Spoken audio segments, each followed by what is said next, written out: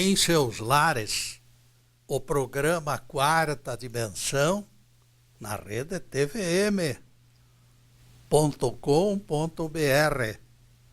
o canal da maior e melhor cobertura local.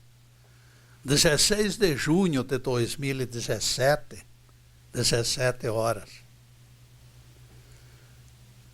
Os contrários aos 10 mandamentos são inimigos da Bíblia, disse certo doutrinador ao microfone, visivelmente contrariado.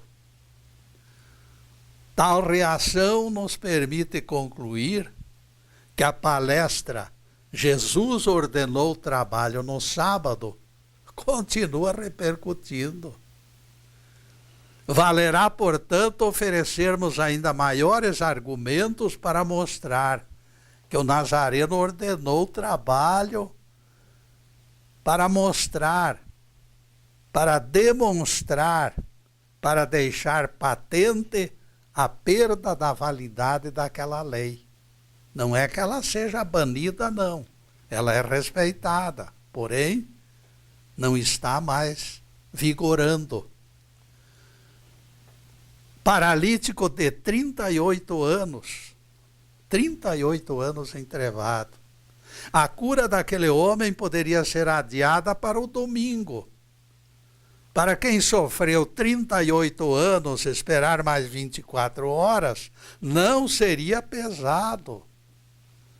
Neste caso, ele, sem culpa, carregaria a cama, fazendo a vontade de Jesus. O mestre, porém, não aceitou possível adiamento, curando e ordenando que carregasse a cama. Os profetas e a lei vigoraram até João. As palavras do nosso rabi desafiaram a limitada inteligência dos fariseus e dos escribas. Levanta-te, toma a tua cama e anda.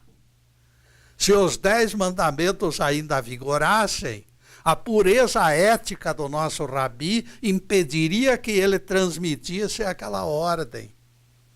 Cuidando da imagem e do som, contamos a presença competente da equipe TVM, João Luiz Leal, Fernando e Luiz Fernando. Cuidando da imagem e do som, contamos a presença competente desses nossos amigos, que na técnica eles nos oferecem a certeza de trabalho bem feito. O tema de hoje será certezas do Deus presente. Quando nós contemplamos o Mar Vermelho, não dependemos de sarça ardente, nem de fogo sagrado, nem da presença do anjo para nos empolgar. O milagre da divindade manifestada em seus quadrantes constitui certeza da presença divina. Mergulhar naquelas águas reforçará entusiásticas afirmações. O Pai Celestial se revela de maneira inquestionável. Já disse alguém que a natureza é o corpo do Criador. Abaixo da superfície do Mar Vermelho existe um universo exuberante, fantástica manifestação de Criador exageradamente poderoso. Aquilo só pode ser arte de brincalhão se divertindo com a beleza, tentando assombrar suas criaturas. 2 peixinhos borboletas, amarelinhos, limão ofuscantes, enfiam seus corpos pelas fendas de um recife de coral. Peixe-leão de riscas em espiral eriça o seu arsenal de espinhos travestido de pavão. Ele se torna um pavão. Enguias realizam evoluções em seus túneis arenosos. Esponjas verdes formam tapeçaria luminosa em fascinante laboratório. O Mar Vermelho parece fenda cheia de água entre África e Ásia. Esta fenda se alarga alguns centímetros todos os anos, à medida que plataformas dos dois continentes vão se afastando. Há 4.000 anos este mar é rota comercial com o Oriente. Por isso o seu valor histórico. Galeras egípcias, legiões romanas, hordas bizantinas, canhões britânicos e tanques israelenses vigiaram suas margens. Moisés e seguidores descansaram na sombra das suas tamareiras. Por ali passaram peregrinos na direção de Meca. Quando ressaltamos Deus presente, se torna quase obrigatório lembrarmos esse importante mar da Bíblia. Nossas mais gratas lembranças estão entrelaçadas com o pitoresco espetáculo das suas profundezas. Pelo menos 3 grandes religiões conviveram e têm raízes nas margens do grande mar. Curioso e confortador é que todas elas reconheceram ou reconhecem Deus na intimidade do ser humano, o Deus aqui dentro. Ninguém até hoje explicou o enigma de alguém maior contido no menor. Mas o grupo considera tal coisa irrelevante, que importa. Como será possível que convivas conosco, meu Deus, tão grande és? Tantas diferenças nos separam. O tempo de Deus é Kairós, o nosso tempo é Cronos. A perplexidade se torna ainda mais desconcertante quando nos defrontamos com parâmetros de vida eterna. Estes limites impostos pela condição física nos tornam vulneráveis e pouco à vontade. Deus é tudo e nós não somos nada. Variadas dimensões fazem parte do universo do nosso Deus e todas elas, pelo tempo necessário, nos darão guarida. Quando Deus quer, Ele, em essência, vem morar conosco. Vejam só. Para o Pai Celestial, limitações não existem. Interpretando palavras de Jeová, Isaías escreveu: isto diz o excelso e o sublime que habita na eternidade. Eu moro nas alturas e no santuário, mas também habito no coração dos contritos e abatidos. Isaías 57, versículo 15. Sem necessidade de gurus e intermediários, Deus pernoita na intimidade das suas mais humildes e pequeninas criaturas. Precisamos destruir, caríssimos, preconceitos ligados ao tamanho. Devemos considerar microscópio como algo tão importante como o telescópio. Através de ambos, temos oportunidade de contemplar o universo perto e distante, porém, igualmente fantástico, porque o micro e o macro são fantásticos, os dois. Tanto o telescópio quanto o microscópio nos conduzem a pontos que a falta deles tornaria inacessíveis. Ambos inéditos na serventia eles nos permitem devassar gigantescas e liliputianas porções do universo, favorecendo pesquisas. Aparentemente podemos viver sem as estrelas. Aparentemente podemos. Sem este mundo que palpita aos nossos pés e em torno de nós, porém, seria impossível sobreviver. Eu me refiro ao mundo dos micróbios, das bactérias, das larvas, do solo e milhares de outros pequeninos seres. Maravilhas da natureza, elas estão reservadas para serem descobertas. Ninguém sabe quantas. Simples empenho em estudá-las e já nos invade o entusiasmo e a perplexidade. Dizem estudiosos de agricultura que somos dependentes de pequena crosta de 15 centímetros de terra.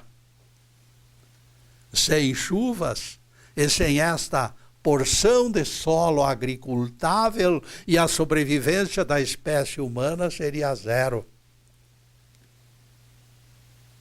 Toda a produção de alimentos que sustenta a vida física do homem é dependente desta pequenina faixa de terra.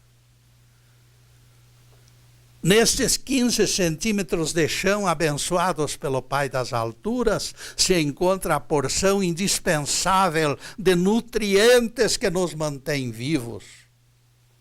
Não haveria sobrevivência sem esta preciosa porção de solo. Eu abordei este assunto à guisa de comparação. Deus é grande e o homem pequenino. Ninguém contesta. Por seu lado, o homem é grande e os micróbios são pequenos. Também não há contradição. E a Bíblia diz que o Criador se encontra na criatura. Vejam só. E nós sabemos que também os micróbios vivem conosco. O mundo é, pois, uma grande sociedade que sobrevive pela cooperação. E nesta cooperação, caríssimos, nós vamos fazer o primeiro intervalo em nosso programa para os comerciais do canal, mas é um instantinho só, uns ais. Daqui a pouco estaremos de volta. Obrigado.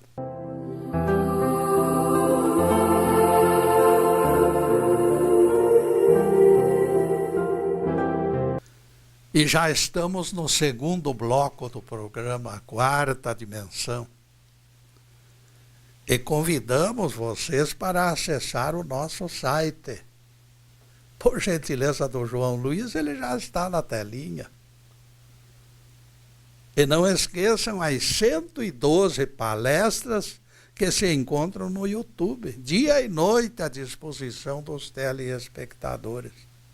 Bastará ter vontade de assistir lá de madrugada, a hora que você estiver disponível, imediatamente poderá acessar o YouTube e o nosso site e as nossas palestras estarão à disposição. E agora a continuação do nosso tema de hoje, certezas do Deus presente. Muitos se consideram gigantes pelo Deus imanente dentro deles. Alguns reclamam pela distância do Deus transcendente, sentado num trono, lá num determinado lugar do infinito, que ninguém pode localizar, mas que se encontram além das estrelas. Este é o Deus imanente. Ambos os que reclamam e os que se sentem aumentados e grandiosos estão errados, pelo excesso ou pela escassez de percepção. Nos primeiros, o campo, capinado e limpo, poderá favorecer o cultivo da soberba. Ninguém esqueça isto. O pessimismo do segundo poderá levá-lo também à descrença. Felizes os que convivem com as duas realidades. Deus está lá, Deus também se encontra aqui, Deus se encontra em toda parte. A consciência do Deus transcendente e a certeza do Deus imanente. É confortador conhecer estas duas grandes verdades. Este felizardo que adota esta filosofia de saber que Deus está lá e também está aqui, adotou o rumo certo e não será vencido pelas circunstâncias. Quem desenvolve perfeita consciência da onipresença do Pai, das alturas, vai se tornando cada vez mais sensível. Sábio mestre budista se preparava para o sermão daquela tarde. Pouco antes que iniciasse a prédica, no entanto, pássaro começou a cantar no beiral da residência dele. Logo que o pássaro concluiu a melodiosa intervenção, o velho comunicou que o sermão terminara. Vejam só. Ele considerou o sermão daquele pássaro, a voz daquele pássaro cantante, ele considerou melhor agradecimento a Deus do que ele poderia fazer. E se afastou, mostrando o rosto molhado de lágrimas.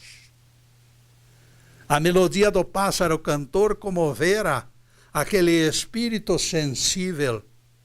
Almas forjadas pela compaixão se enternecem diante de manifestações da natureza. Depois de alcançar certo grau de progresso, a força da presença divina vai refinando os sentimentos. O Criador jamais produziu algo sem futuro. Ele trabalha tão bem e tão genuinamente num metro quadrado, quanto num continente inteiro. O terreno grande e o cercado minúsculo são partículas igualmente notáveis e igualmente importantes. Há tanta beleza, perfeição e mistério sob a minha mão, quando a coloco num punhado de relva, quanto na ampla cobertura de imenso vale. Certa vez, quando criança, eu permaneci imóvel durante algum tempo, completamente embevecido pela movimentação de uma nação de formigas que sempre movimentava em nosso quintal. Eu me afastei do local, me censurando de como poderemos manter olhos e ouvidos fechados diante de tanto milagre, de tanta beleza. Pior cego não será aquele que se recusa a enxergar? Quando iniciamos palestra, citando o fundo do Mar Vermelho, descerramos o mundo de Deus com o nosso mais sério propósito. Enquanto não manifestarmos sensibilidade para nos enternecermos com o mundo de Deus, jamais aprenderemos a adorar o Deus do mundo. Mágico famoso foi dar espetáculo num acampamento militar. 2 caminhões da Marinha uniram suas carrocerias para servir de palco. O casal aproveitou a ausência de público para experimentar seus truques secretos. A sessão deveria começar dali a pouco. Mas, inexplicavelmente, não havia sinal de espectadores. Será que pela primeira vez eles iriam se apresentar para o vento, pensaram? Não se preocupem, disse o oficial. Eu já resolverei expectativa de assistência. Em seguida, dito o oficial, começou a trinar o seu apito, e no terceiro trinado, imediatamente aconteceu uma coisa espantosa. O casal de mágicos levou tremendo susto. Moitas se ergueram, arbustos se ergueram, rochedos e troncos, que todos tomaram como acidentes de terreno. Eram soldados que os rodeavam desde que chegaram.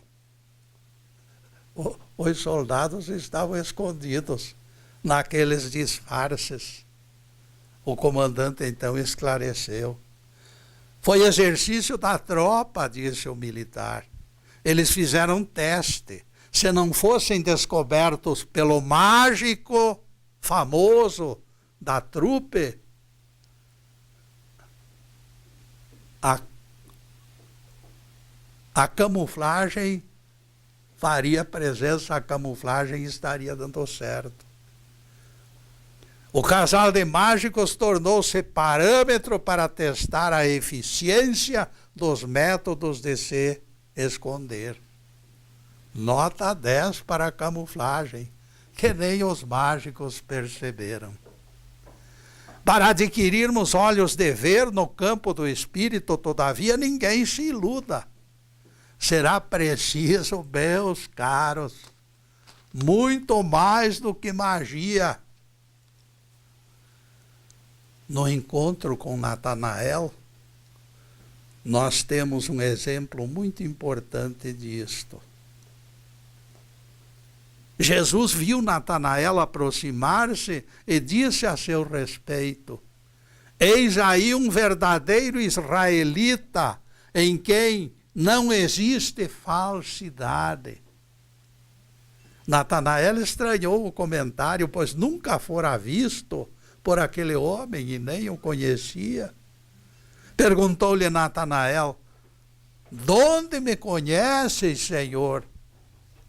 E Jesus lhe respondeu: antes de Felipe te chamar, eu te vi debaixo da figueira. João 1, versículos 47 e 48. Numa distância que impossibilitava a visão a olho nu, o mestre enxergara Natanael e até reconhecera nele qualidades morais. Na estampa, na figura de Natanael, Jesus viu que era um homem correto. Ele o elogiara pela honestidade. Por esta prodigiosa demonstração de poder, Natanael, entusiasmado, lhe disse: mestre, tu és filho de Deus, tu és o rei de Israel. E Jesus lhe disse: porque afirmei-te enxergar debaixo da figueira, tu dizes que crês? Pois saibas que ainda verás coisas maiores. Em verdade te digo que verás o céu aberto e os anjos de Deus subindo e descendo sobre o Filho do Homem. João capítulo 1, versículos 49 a 51. Esta é a grande verdade. Os anjos descem e sobem como nuvens de testemunhas aladas, cumprindo as determinações do Altíssimo. Nos falta a visão periférica para a contemplação do espetáculo. A promessa feita por Jesus a Natanael continua valendo. Verás os anjos de Deus, foi a afirmação categórica do nosso Rabi, não somente para Natanael, mas para todos nós. Esta deve ser a grande aposta na qual depositaremos confiança. Temos que alimentar íntima convicção de que nos encontramos capitaneados e sustentados pelos seres invisíveis a serviço do Pai Criador. Torna-se indispensável alargar a visão, interagir com os anjos e até mesmo com Deus, que mora em nossa consciência. E nesta consciência, caríssimos, nós vamos fazer mais uma pequena interrupção em nosso programa para os comerciais do canal, mas logo em seguida voltaremos. Obrigado.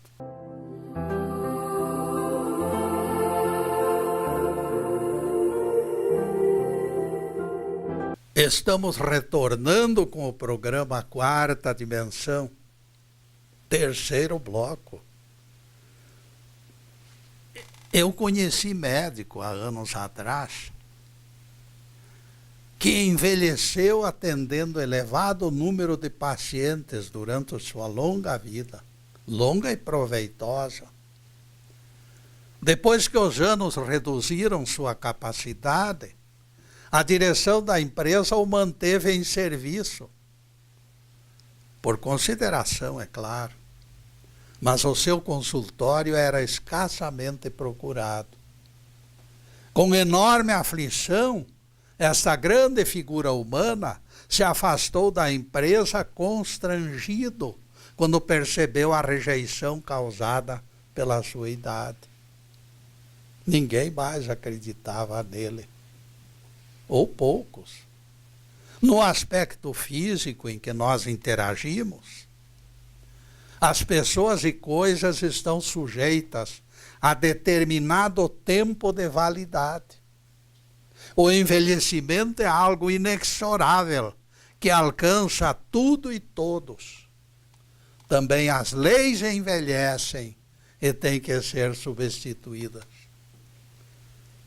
Quando Jesus diz em Mateus 5, verso 18, que nenhum tio da lei passará, certamente se referia ao inalcançável esconderijo da consciência. Vejam que Jesus pregou, orai pelos inimigos. E a lei antiga dizia para se vingar dos inimigos. Então nós chegamos ao ponto. As leis da consciência são eternas e invioláveis. Quando Jesus diz que nenhum tio da lei passará, se referia ao inalcançável esconderijo da consciência. Estas leis da consciência, estas são inalcançáveis. Não acabam nunca. Se assim não fosse, Jesus se tornaria infrator e desobediente quando ordenou trabalho no sábado para o paralítico. Aquele que violar mandamentos será considerado mínimo. Foram suas próprias palavras em Mateus 5, versículo 19. Leis escritas, porém, envelhecem e morrem. Temos que aceitar isto. E depois desse pinguinho de doutrina, continuaremos analisando o tema. Certezas do Deus presente. O rabino Joshua Lotte Lieberman se expressou com acerto. Somos amparados por um universo maior do que nós e preservados por energias além da nossa compreensão. E o Salmo 96, na mesma linha, adverte: o Senhor reinará, regozije-se a terra. O fogo irá diante dele e os seus inimigos serão vencidos. Como cera, os montes derreterão diante da sua face. Que os incrédulos escutem e se tornem cautelosos nas dissertações negativas e blasfêmias. O Deus de Abraão se desligou de exclusividades. O anjo de Armagedon já está se posicionando para o derradeiro conflito deste ciclo, desta geração. Existe estranha força, independente de religiões, gerada pela liberdade, porque nós estamos em plena vigência da liberdade cristã. Eu venho catalogando depoimentos desconcertantes. Na edição do Globo Rural de 12 de novembro de 2006, ouvi depoimento do ouvinte Mário Zan, cujo teor transferi para o meu banco de dados. Ele declarou ter assumido espontaneamente a missão de zelar pelo túmulo da Marquesa de Santos, no cemitério da Consolação, em São Paulo. O aspecto insólito se encontra na declaração de que, após assumir aquele encargo espontaneamente, sua vida melhorou. Vejam só. Alguém dirá, isso é maluquice, supersticiosa. Ele simplesmente está confundindo alhos com bugalhos. Trata-se de coincidência, Getúlio. O fato é que estes casos vêm acontecendo. Eu poderia citar inúmeras pessoas atingidas por benefícios, independentes de crenças formais. No meu banco de dados eu conservo inúmeros depoimentos. Todas as famílias recordam fatos desta natureza. Alguém participante da Folia de Reis, que homenageia os Reis Magos, jura que seus problemas acabaram quando admitido ao grupo. Seriam fatos inexplicáveis se não admitíssemos influência superior, independente de religiões. São milagres que ocorrem aleatoriamente. Os muçulmanos têm sua crônica de prodígios. Existem milagres lá na religião muçulmana, comandada por Maomé, espiritualmente. Católicos, evangélicos, espíritas apresentam casos de doenças que foram curadas por métodos independentes da medicina. Até médicos de outros países vieram ao Brasil para investigar cirurgias mediúnicas realizadas por José Arigó. Isto prova que ninguém é carismático por virtude sectária, ou dono da verdade, e menos ainda manipuladores do Altíssimo, porque ninguém comanda a Deus. O Pai Celestial não faz acepção de pessoas. Para Ele todos somos igualmente carentes. Ele determina quem fará isto ou aquilo, e ai do desobediente. Quando integrados com alegria em qualquer movimento fraterno, as falanges da espiritualidade prestam assistência. O escritor Tom Sugrue aponta alguém especial que recorda com carinho. Trata-se de mulher extraordinária que conheci na infância, explica Sugrue. Seus filhos pareciam laboratórios para acidentes e para doenças. Aí a sua saúde estava constantemente em crise. O marido era um homem inepto, desses que tropeçam nos próprios pés e reclamam ter levado uma rasteira. Nenhum tropeço, porém, abalava o ânimo daquela figura indomável, daquela mulher extraordinária. Seus cabelos embranqueceram, a pele do rosto foi tomada pelos naturais imperfeições, mas ela manteve os olhos profundamente brilhantes. Quando sorria, dava a impressão de estar tecendo agasalho quente. Tom Sugrue levava remédios e sempre provocava um dedinho de prosa. Certa vez lamentou suas desventuras, dizendo-lhe: eu não sei como, senhora, a senhora suporta tantos aborrecimentos. Com seu costumeiro sorriso, aquela mulher explicou: Fui criada em chácara com 3 irmãos menores. Minha mãe tomava conta de nós e trabalhava sem folga. Numa tarde gelada de inverno, quando eu tinha 7 anos, as coisas ficaram ainda piores. A única vaca que nos fornecia leite passou mal. A água congelou na bomba e os meus 2 irmãos adoeceram gravemente. Tudo ao mesmo tempo. Eu resolvi ajudar mamãe, recordou saudosa e emocionada. Entrei na cozinha com um balde que eu enchera de neve para derreter e aproveitar a água para lavar os pratos. Mamãe demorou algum tempo olhando o movimento das minhas mãos inábeis e começou a rir da minha triste figura. Eu deixei escapar riso nervoso, como se fosse desabafo. Depois, embora mamãe procurasse esconder os seus sentimentos, eu percebi suas lágrimas. Em seguida, ela me beijou, me fez sentar e me disse: eu e você vamos tomar xícara de chá, filha, e vamos esquecer tudo que nos aborrece. O chá quente vai nos acalmar e tudo voltará ao normal.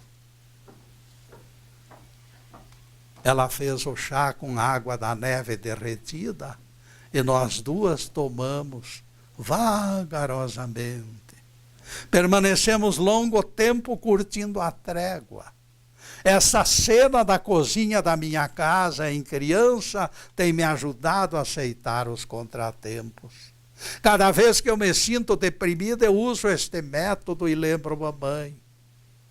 É necessário rir, é necessário também chorar, depois de ingerir aquele chá quente com vagar, sem a menor pressa. E no fim da celebração, agradecer ardentemente ao Senhor dos mundos, a Deus. No extremo da liturgia, ela disse ao escritor: guardemos consciência de que o Pai eterno se encontra logo ali, pertinho de nós.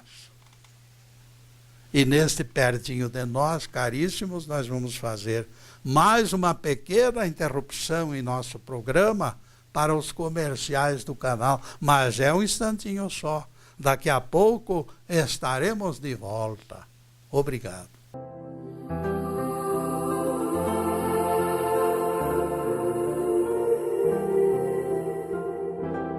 E atingimos o último bloco do programa, Quarta Dimensão. O tempo passou rápido como um foguete. E coloquem na agenda, sexta-feira é nosso dia de encontro. A partir das 17 horas das sextas-feiras, sempre estaremos aqui, ao vivo e a cores. Na próxima sexta-feira, focalizaremos outro tema ligado à Bíblia e especialmente aos Evangelhos. Em seguida, os últimos questionamentos sobre o assunto de hoje, certezas do Deus presente.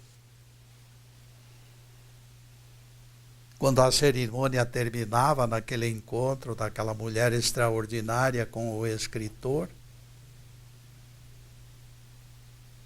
ela acrescentou: bastará abotoarmos o avental depois deste chá quente e realizaremos tudo o que se exige de nós. É preciso ter uma trégua de vez em quando. Virando-se para a porta da cozinha, a mulher indomável disse para Sugruê: entre, que eu vou preparar 2 xícaras de chá para nós.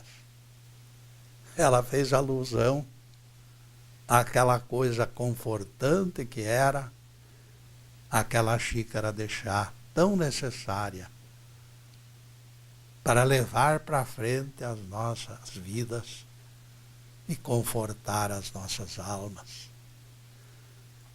Quando eu saí, escreveu Tom, Ela passou as mãos pelos meus cabelos e exclamou com suavidade: recordar coisas agradáveis, meu jovem, talvez esteja entre as verdades mais preciosas do mundo. Lembre-se disto e você viverá sempre com alegria. Recordar coisas agradáveis sempre foi preciosa fórmula para afugentar pensamentos desanimadores. Nesta era de complicações acadêmicas, talvez esse nosso devaneio seja considerado piegas e pouco prático. Insistimos em ficar deste lado, todavia, apesar da oposição. Recordar pode ser acomodação para mágoas de infância, apontam doutores da alma. O psicólogo enxerga a floresta onde se escutam uivos de lobos do medo e silvos de serpentes aflitas. Existe clara tendência de afastar Deus do horizonte mental das criaturas, por excesso de intimidade que ameaça a influência dos sacerdotes. Deus transcendente é preferido pela exigência de ministros. O Deus que fica lá escondido precisa ter alguém falando por eles. E assim continuamos perdidos neste mar de contradições, simplesmente pela teimosa resistência em confirmar a proximidade divina. As expectativas de idealistas têm esbarrado nessa teimosa resistência. Todos os desencontros são gerados pela tentativa de manter Deus inacessível. Com a mente repleta de teorias esdrúxulas, os formadores de opinião tentam explicar o que nós já estamos cansados de saber. A reação das pessoas tornou-se previsível. A maior parte das objeções é cortina de fumaça. Até as crianças já adivinharam que o Pai das alturas se encontra nas imediações, perto de nós, invisível, mas perto de nós. Josélia chegou molhada em casa na volta da aula. O pai escutou suas palavras de queixa e até de certa revolta. Deus poderia ter esperado eu chegar, gritou ela, dominada pela irritação. Seu José poderia ter silenciado diante da filha raivosa. Mas não foi o que aconteceu, porém. O pai de Josélia resolveu transformar o episódio em lição. Filha, Deus não queria que você se molhasse. Ele não queria. As violetas, porém, estavam lá no jardim com tanta sede que não lhe deixaram alternativa. Elas não suportavam mais a secura. Alguém teria que pagar o preço, filha. Desta vez foi você. Josélia ficou longo tempo refletindo sobre as sábias advertências do pai.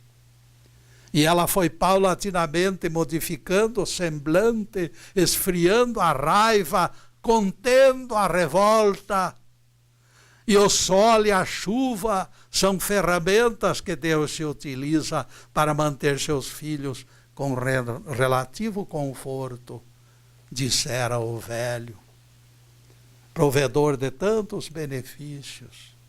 Deus não pode esperar que todos estejam abrigados para depois acionar a chuva.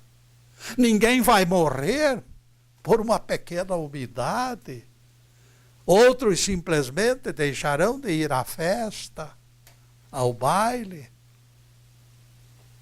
Mas a verdade é que Deus precisa alcançar mais ou menos aquela acomodação de todos dentro da sua proteção. O Pai Celestial nos tem proporcionado bastante sol e bastante chuva e também todas as outras coisas de que necessitamos. O que depende dele está sendo feito. Há coisas, porém, que estão em nossa esfera de ação, dentre elas a principal. Obrigatoriamente terá que ser desenvolvida por nós. E aquele pai fez questão de transmitir este algo essencial para a menina Josélia, inexperiente, de apenas 8 anos. O amor é este algo primordial, filha, explicou o pai. Quem ama a natureza não se queixa dela. Quem ama a natureza não abusa dos seus recursos. Quem ama a natureza deixa que Deus a use para espalhar bênçãos e bênçãos. E o amor terminará nos integrando em comunhão universal com todos os seres. E nunca mais despertaremos deste sonho maravilhoso. Anos mais tarde, Josélia ainda lembrava a valiosa pérola do relacionamento com o pai. A sabedoria do velho representara a alicerce e a alavanca para seu crescimento. E ela fez este comentário num dos seus livros. Posso invocar esta recordação de meu pai quando eu quiser. Já recorri a ela voando sobre oceanos distanciados e atravessando tempestades no mar. Isto só tem valor para mim, eu sei.